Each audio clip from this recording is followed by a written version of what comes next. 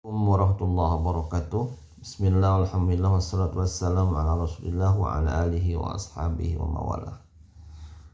Sahabat rahimakumullah, pada kesempatan kali ini kita akan membahas penyebab banyak orang yang tidak mau sholat.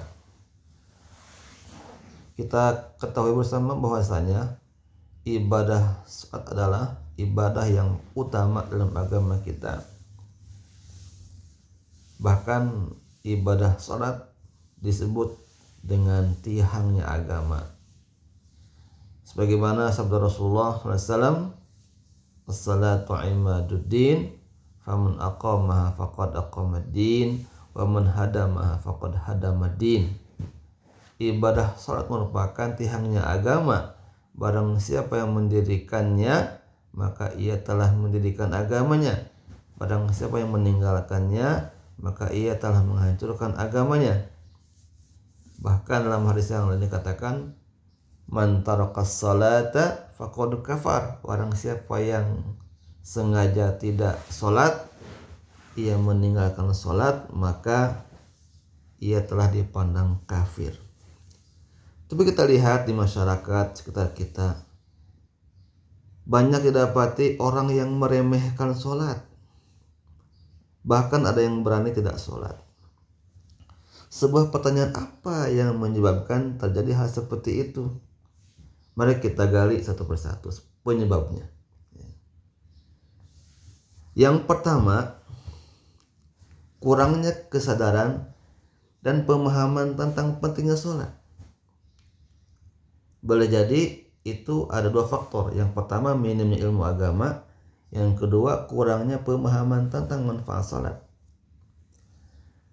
Orang yang tidak memahami pentingnya salat, berarti lemah ilmu nih. Dia tidak memiliki ilmu yang cukup tentang ibadah salat. Bahwasanya salat merupakan kewajiban utama bagi seorang muslim. Yang nggak tahu.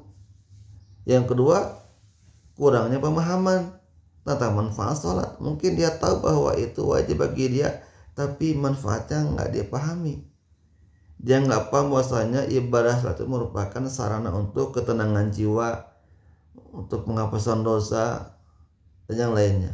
Maka orang yang tak paham akan hal itu cenderung meremehkan ibadah sholat. Yang pertama, karena kurangnya kesadaran dan pemahaman tentang pentingnya ibadah sholat. Yang kedua, pengaruh lingkungan. Lingkungan yang tak mendukung, hidup di lingkungan yang tak religius atau jauh dari orang-orang yang sholat, membuat seseorang lebih mudah meninggalkan sholat. Kemudian teman pergaulan, berteman dengan orang-orang yang tak sholat juga bisa mempengaruhi seorang untuk ikut melalaikan kewajiban tersebut. Kita berkumpul, berhimpun, berteman dengan orang-orang yang tak sholat, maka lama-kelamaan kita pun akan terpengaruh sehingga kita bisa saja berani meninggalkan ibadah sholat. Yang ketiga, hawa nafsu dan godaan setan. Faktor kemalasan nih, al-kasal. Sifat malas dan menunda-nunda sering menjadi alasan utama seseorang tak melaksanakan sholat. Nantilah, masih siang, baru azan, santai dulu. Karena malas, nggak mementingkannya.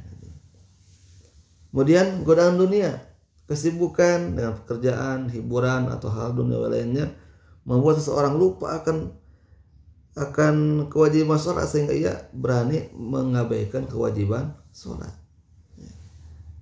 Asik bermain, asik jalan-jalan dan yang lainnya, sehingga ia terbuai dengan kondisi sehingga ia berani melalaikan ibadah sholat.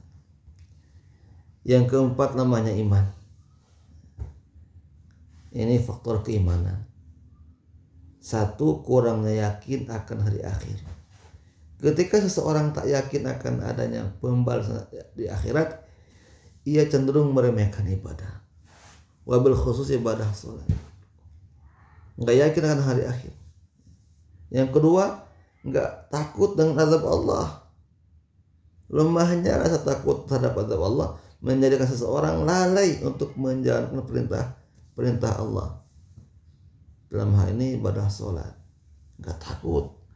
Pada Allah Subhanahu wa taala sudah mengancam barang siapa yang tak sholat, ia dipandang kafir. Kemudian yang tidak sholat, batal keislamannya, kelak di akhirat akan dikumpulkan dengan orang kafir, ya. Neraka yang panas menyala itu mengancamnya karena ia enggak punya rasa takut dengan azab Allah, maka dia santai saja. Nauzubillahi min dzalik. Yang kelima, pengaruh gaya hidup modern. Ini dalam mindset, style of life, gaya hidup. Sekarang kita hidup di dunia modern, dunia penuh gemerlap kemewahan, kemudahan. Dengan kondisi dunia yang begini, segala mudah, ya. Medsos begitu menjamur, media informasi begini menjamur, itu. Sehingga terkadang manusia ada mengalami prioritas hidup yang salah. Banyak yang lebih mementingkan pekerjaan, asik bekerja, lalai sholat. Pendidikan, belajar, ini itu, latih ini itu, tapi lupa sholat. Jadi karena pengaruh gaya modern nih. Kemudian teknologi, asik bermedsos, asik main game, asik hiburan digital dan sebagainya, sehingga menjadi sebab lalai ibadah sholat. Kita perhatikan, karena asik main game online, kalau berhenti mungkin dia kalah, azan berkumandang, santai saja. Teman, sahabat, saudara, tetangga berangkat sholat enggak dilihatnya, bahkan diabaikannya, bahkan cenderung meremehkannya. Nauzubillah min dzalik. Kenapa? Karena dia asik dengan dunia digitalnya. Bahkan nauzubillah min dzalik, dia asik dengan judi online-nya. Bagaimana bisa seperti itu? Hidup akan selamat kalau gaya seperti itu. Yang keenam, trauma atau pengalaman buruk dengan agama. Trauma seperti misalkan pengalaman negatif nih, beberapa orang enggan sholat karena pengalaman buruk dengan pihak tertentu yang dianggap merepresentasikan agama. Ada orang yang rajin sholat tapi kata-katanya kasar, sikapnya buruk, pelit, segala macam, sehingga dia kesan negatif kepada agama ini. Kemudian kritik atau paksaan yang berlebihan, ya. Paksaan yang tak bijak untuk mengajarkan agama dapat membuat seseorang malah menjauh dari sholat. Ya, mungkin orang tua yang kasar keras kepada anaknya dalam hal kewajiban ibadah, kasar ya, jadi bukan tegas, kasar, sehingga ada trauma bagi anak-anak. Kemudian bagaimana cara mengatasinya? Kita lihat ya, apa saja. Semoga ini bermanfaat. 1. Meningkatkan pemahaman agama. Mengikuti kajian atau membaca buku-buku Islam untuk memahami pentingnya salat. Yang kedua, memperbaiki lingkungan, yaitu berteman dengan orang yang taat beribadah dan mendukung dalam kebaikan. Yang ketiga, memperkuat iman dan takwa. Melakukan muhasabah diri, membaca Al-Quran dan memohon hidayah dari Allah. Yang keempat, berdoa kepada Allah, meminta kepada Allah agar diberi kemudahan dan keistiqomahan dalam menjalankan salat, seperti doa dalam Al-Quran, Rabbi ja'alni muqimas salati wa min dzurriyyati rabbana wa taqabbal du'a, ya Allah, jadikan saya ini orang yang suka mendirikan salat dan juga anak cucu saya. Yang kelima, mulai dari langkah kecil, memulai dengan memperbaiki satu wajib hingga akhirnya mampu melaksanakan semua secara konsisten. Ya, bertahaplah. Mungkin awalnya nggak sholat, mulai sholat walaupun sendirian, kemudian berangsur-angsur, kadang-kadang berjamaah, terus sampai menikmati sholat 5 waktu tertib dan hobi berjamaah. Insya Allah itu akan menguntungkan hidup kita semua. Demikian untuk saat ini, semoga ada manfaatnya. Wallahu ta'ala alam. Assalamualaikum warahmatullahi wabarakatuh.